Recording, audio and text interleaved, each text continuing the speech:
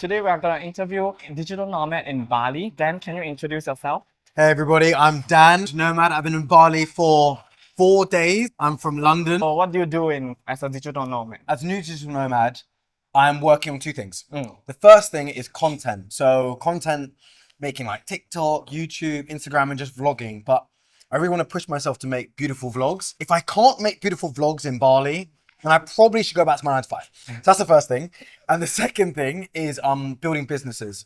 So I've always had a passion for trying to build a business, trying to be your own boss. So I'm working on some business ideas and something's going to work. Yeah. So those are two things I'm focusing on really. All in. I'm all in. I'm Yeah. all in. I'm That's all what in. we all need to do. Yeah, I'm all in. I'm all in. Like I have no job. I got fired from my job. What were you doing previously? I was a software engineer. Yeah. Coding. I was coder. So before YouTube, I was trying to learn some coding course, full stack, and I think it's not my cup of tea. It's not my cup of tea It's, either. it's a bit boring for me. Me too. So I wanted to look at colors, videos, and images, but coding is a bit just too dry for me. Yeah. Too dry for me. That's why I am no longer employed. But yeah, I completely understand. So I used to be a coder. I was working for Deloitte, and I was just like, when you're interested in bullshit meetings, and I'm just sitting there and thinking, this makes no sense. And then I FaceTime one of my friends, and I'm like, her name's Asmiti Nepalese. I was like, I think I'm gonna like quit my job. And she was like, do it. And then I was like, cool. And then I started to get some like work troubles, and they were kind of like, you're not performing very well. And I went to my sister, and I was like, I think I'm gonna quit my job. And she was like, do it. And I was like, oh. Now we're in February. More time goes on, more job troubles, but I'm saving money because I'm living at home. And then by like April, I was like, why am I even here? So yeah, it was a gradual process, and then eventually it just led to me being here. So That's good. yeah, man, I'm really, really happy with the way things turned out. I just had to make a change. So, okay, you're older than me. I'm 26. So I have no kids, I have no girlfriend, no hoes, nothing. By Same. myself. All free. You can Exactly. just pack and go. I can back and go. Exactly. So I was like, you know what? Let's go for it. I'm just living off to a suitcase, so I can go anywhere. To me, it just felt like the best time ever. 26, by myself. I try to detach as much contracts in my life, like mobile subscription, mobile Yeah, phone yeah. subscription. Cut it. Yeah. And then once you cut all these expenses, you can just airdrop yourself to anywhere. So That's how I feel, man. You know, it's just so cheap to live out here, but you're in Vietnam, right?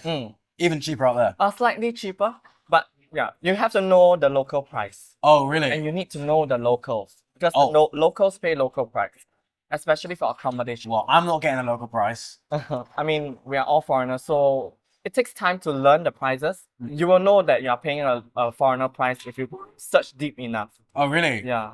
But yeah, man. But it's just the moves you have to make. Trying to not feel stuck, trying to push yourself to do something more. So this is where I'm at. I was able to get a 1-year multiple entry visa. That's the digital nomad visa. So it's a it's a remote worker visa. It's a very, very specific visa that I was lucky enough to get. So if I fly to Vietnam, I can come back to Bali. Yeah. So And how much did you pay for them? So I'm gonna shout them out.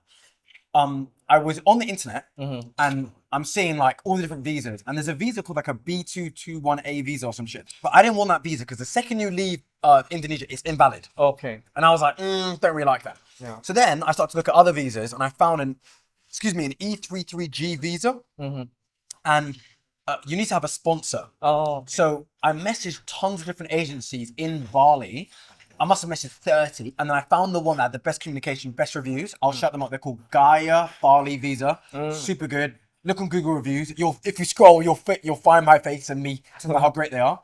Paid about £415, which is about, sent all the documents to them, and then within like 10 days, got my visa. Oh, that is so efficient. And given this amount can cover you 3 flights in and out, you do not need to fly anywhere. Yeah, I didn't want to do the whole And go again. Yeah. It's so tiring. Honestly, I'm happier now, definitely, because doing YouTube, it's like a passion and learning new things every single day. Whenever I edit my videos, I'm learning new things. Do you learn from the people when you interview them? Yes, I do, because the more people I talk to, the more I learn. And I realize I'm not the only one going through certain things in life. I think there's power in, because obviously you're Singaporean and I'm British, and just from the conversation we had off camera, it seems like, although we're 10,000 miles apart, it seems like there's a big culture of like work, and follow the traditional route, right?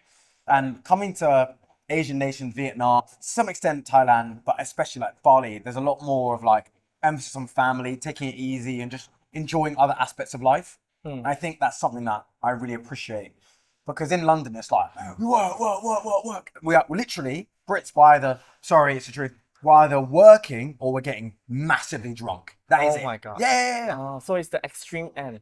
And cost of living is increasing significantly. In Singapore, Yeah. I mean, in terms of rent, what's the rent? private room without ensuite Uh-huh. is 1,000 USD. Fuck that. About that, yeah. Damn, that's 800 to 1,000. yeah. That's you're getting British prices. Yeah. Yeah. It's getting more expensive. So, I mean, you can go cheaper, but then there will be all sorts of rules like no cooking, no friends over. It's like you're in a jail. Oh, really? I never knew Singapore was like that. Sometimes you will meet a lot of like, if you want to go cheaper, there are, but you'll be living with landlords and landlords would have different kind of rules. Yeah, weird rules sometimes. Oh, really? Yeah, I mean, no cooking. How can I not cook? Do not eat. Yeah, and Starve. light cooking only, which means instant noodle. Could you do that? I can't. No, God no. If you want to cook, yes, you need to increase your budget. What kind of contents do you do? On YouTube, my pillars are, it's all about vlogging, but I want to make super cinematic vlogs. Vlogs are great, but I feel like vlogs get a bad name because it can be a lot of like, you have the camera and you talk to the camera, but I really want to put focus on camera angles and cinematics and lighting and drone shots. So I want to make almost the hybrid between a vlog and like a movie. There are a couple of people on YouTube. There's one woman called Life of Reza. Oh, I love her. I love her. She's- Life of Risa. She's like my inspiration. Oh my God, I watched most of her videos. Exactly, It's perfect. so good. So what she does Oh is my what I'm God. trying to like go for. But what's funny is what she's doing isn't actually like in terms of camera angles, that's not that hard. It's really not. If you spent 3 months like just learning about camera angles, learning what she's doing, you could do it. Her storytelling is like next level, but her camera angles is like the kind of like level I want to get to. So that's the kind of content I'm trying to make. TikTok's more like me talking. Instagram is like more cinematics, but I just really want to just push the boundaries of cinema. That's what I want to do. That's the kind of content I want to make. Different platforms requires different kind of content. I thought one video multiply. No, it doesn't work that way. No. TikTok likes you to interact. Yeah. Instagram is more of cinematic. Yeah, like yeah. Just beautiful Pinterest looking. Yeah, exactly. Yeah, exactly. Yeah, it's different. Yeah, with TikTok, that's why it has to be like more like just talking to the camera, like, yeah, I'm in Bali, da, da, da, da. Maybe you're on a motorbike and you're doing this. Yeah. But like Instagram's like a drone shot, yeah, that's the kind of content I'm focusing on, just pushing the boundaries of cinematics, talking about my struggles, my insecurity, how it feels to leave home. Even like, I'll be real, like even last night, I was just thinking like, wow, like imagine if like a year goes by and my dreams don't work and I have to go back to the UK. And I just felt quite insecure. And I was just sitting there thinking, damn, this is something that like, even if it doesn't all work out, it's fine because it's a journey, but like these are the fears that I'm having and I really want to share those. I think other people are going through it. So I want to talk about like self-improvement, what it's like to try and push yourself as a young man, what it's like to be insecure as a young man. How do you grow your audience? So on TikTok, I just started posting and it just went, yeah, one video just exploded. You should follow him. I'll leave a link down below. And my Instagram and my YouTube are very new. In terms of reaching out to my audience on YouTube, I'm gonna just keep posting great vlogs and one of you is gonna like it, okay? I'm gonna just keep posting great videos. Someone's gonna like it. People who have such big platforms, sometimes it takes them a year to build, even get 1,000 subscribers. Like there's an accountant, her name's Nisha, she's from London. She's like over 1 million subs now. Wow. So and she said in one of her videos, she was like, it took me 1 year to get 1,000 subscribers. And now she has 1 million. So who knows? It Oh might my take God. exactly. It might take me. I keep that in my head. So Yeah. it might take me a really long time. Manifest. Yeah, But manifest. just keep posting.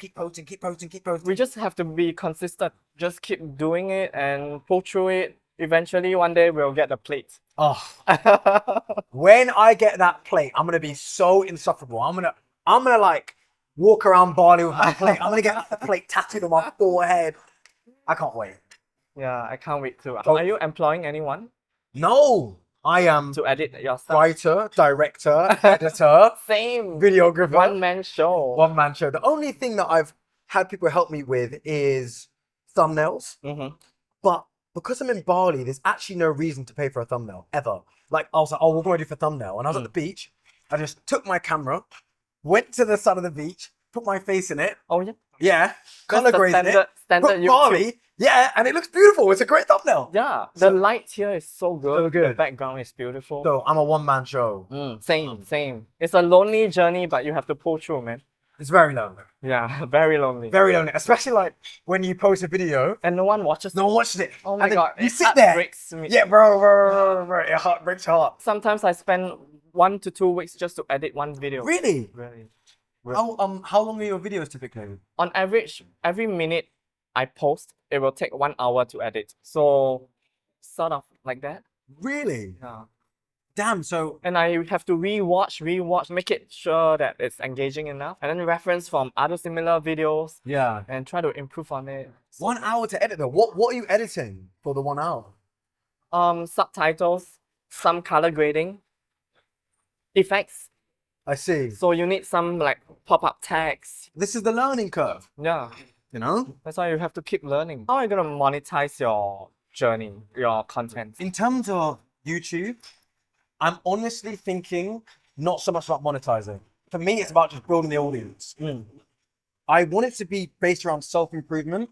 So I'm in, like, I'll keep it real. I'm in shape. I know how to work out. So I can talk about working out. I can talk about being healthy and sponsorships, etc. Those things will come to me. I'm also thinking of, this is one thing I've been learning about, different like groups we can monetize. So maybe I could talk about fitness with my group. Maybe I could talk about being a young man, self-improving. So those are the things that I've been thinking about. But right now, I'm not thinking about cash. I'm thinking about building the audience. If I don't earn another penny, but I build a massive audience, I'll be so happy. Absolutely. And then monetizing on the back end, you know, my brand won't be built on playing video games. My brand won't be built on BS. My brand's gonna be built on tangible things that people want to work on, people that things want to talk about. So when it comes to monetizing, it won't be too hard. The more that I speak to you, the more that I realize our lives are extreme, like so short, and our lives are very similar. You know, both in first world nations that push working hard. Maybe we're in a job, you know, you're in accountancy, I'm in, you know, a basic accountancy firm, working, being like, I don't want to do this. And, you know, then you've got family members. Some will say go for it. Others are kind of looking like, this boy crazy. The crazier dreams gonna make a big change in your life. 100%. These are the things you have to go through, but wouldn't change it for the world. So happy that I've made this leap. Although last night I was questioning my existence and feeling very insecure, but I'm happy with the moves that I made, and hopefully it'll pay off. And if it doesn't, who cares? I'll figure it out. I mean, it's a learning process. We can't have no mistakes in life. But you're going to be fine, because even when the way that we met was I was buying ice cream, I was vlogging myself, and you came up to me and was like, hey, do you vlog? And that's the kind of like mentality you need to have to just win. Like, now, obviously I'm here like by myself, you're by yourself. So important to just, if you see someone interesting, just walk up to them. Yeah. You know, if you see someone cool, like just, you know, make that connection, make that contact. Because now, you know, you and I, we're gonna keep helping each other until we get our plates. But if you'd walk past me and been like, oh, maybe he's buying his ice cream, maybe he doesn't want to speak. You never know what the other party is gonna respond. Exactly. So just approach. 100%. I mean, I used to be introvert. I don't even dare to talk to people. Really? Yeah. Would you say you're more extroverted now? Slightly better now. Yeah, because when you're by yourself, you have to work on it. You have to talk. You have to talk. You have to talk. I think, and that's self-improvement. I think a lot of guys don't realize it because they want to speak to girls. Like, if you see a woman that you're attracted to, it's daunting, but you should be able to walk up to her and, you know. Yeah, you won't lose anything. Won't lose anything. Like, The most you say no. Exactly. Well, but even on the beach today, I was like vlogging. I saw this girl. I was like, she's attractive. So went and spoke to her. Went absolutely nowhere. But I'm just happy that I even approached, you know, because if you don't shoot your shot, maybe it could be a friendship. Maybe it could be. So she said no. Not even. She would just.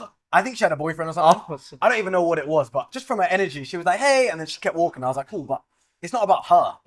As narcissistic as it might sound, it's not about her. It's about me, and it's about me approaching, me being polite, me being a gentleman, me not talking myself out of it. Yeah. Because whether it's, I'm getting preachy, but whether it's like speaking to someone you're attracted to, or taking the leap in, like with your dreams, I don't want to talk myself out of it. I think the moral of the story is, no matter what your dream is, no matter what you're trying to do, no matter what you're trying to push, like, you just have to be like, you know what? I'm going for this. I'm shooting my shot. I decided to try and leave. Because when you're in Singapore, you will be surrounded by voices. people thinking what you should be doing. Oh, just like London. How interesting. So it's like, you're supposed to do this, why are you doing that? Like, is there a future in YouTube, Yeah. social media, traveling around the world and not working? How is that even possible? Like, how is that gonna feed you? So I decided to just pack light, leave. The initial trip intended to be 4 days. It ended up 2 years. Wow. So I was traveling with a duffel bag and that's it. I didn't even know that I'll be starting like YouTube. So Oh, you're on YouTube? I have a YouTube. Really? This is on YouTube. Nice. Yeah. I've just started my YouTube. Yeah. What do you edit with? I used to do it with CapCut, then CapCut Pro, and then now DaVinci Studio. We have done the exact same thing. I started with CapCut, then and now I'm on DaVinci Resolve.